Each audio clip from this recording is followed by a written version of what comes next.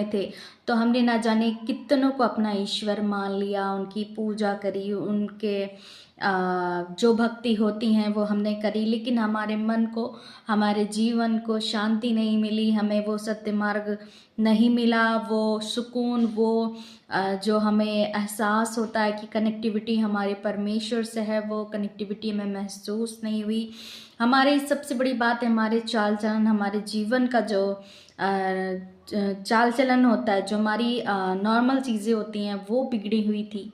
हमारा स्वभाव कैसा था, बहुत सारी बातें जो हमारे जीवन में गलत थी, रॉन्ग थी, तो उनसे हमें पता चलता है कि जिस चीज़ को हम मानते हैं कि वो है, उसके लिए हमने सब कुछ किया, लेकिन उसने हमारे लिए क्या किया? हमारा चाल चलन भी गंदा, हमारे सोच विचार भी गंदे, हमारा उठना बैठना भी गंदा, और हमारे जीवन में जो बरकत, जो आशीष, जो शांति चाहिए वो भी नहीं। तो परमेश्वर का वचन आज आपको कह रहा है कि जो ईश्वरों का परमेश्वर है उसका धन्यवाद करो।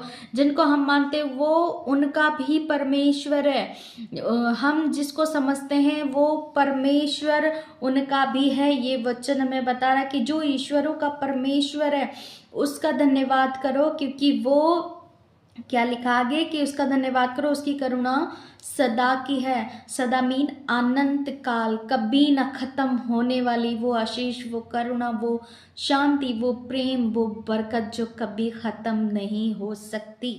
यस, आगे लिखा है जो प्रभुओं का प्रभु है, जो हम जिनको अपना प्रभु समझते हैं उनसे भी कई गुना बड़ा और सबसे बड़ा महान परमेश्वर है। उसकी करुणा सदा की है। फिर वही बात की उसकी करुणा सदा की है, उसकी करुणा कभी भी अपने बेटे अपने बेटियों के लिए खत्म नहीं होती।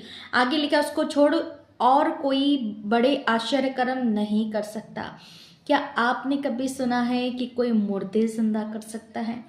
क्या आपने कभी ये देखा है कि एक बारी विश्वास करने से परमेश्वर के दास के द्वारा लेहैंड कराने से वो बड़ी बीमारियां, वो बड़ी लाचारियां जिनसे हम सालों से, महीनों से परेशान हैं, टूट रहे हैं, बिखर रहे हैं, बर्बाद हो रहे हैं, हमारी क्या कहते हैं कि हमारी जो इनकम सोर्सेज हैं वो ख़त्म हो रही हैं, जो हमारी सेविंग्स हैं वो ख़त्म हो रही हैं, हमारा पेशेंस भी साथ में ख़त्म हो रहा है, हमारे जीवन की जो शांति है वो भी भंग हो रही है।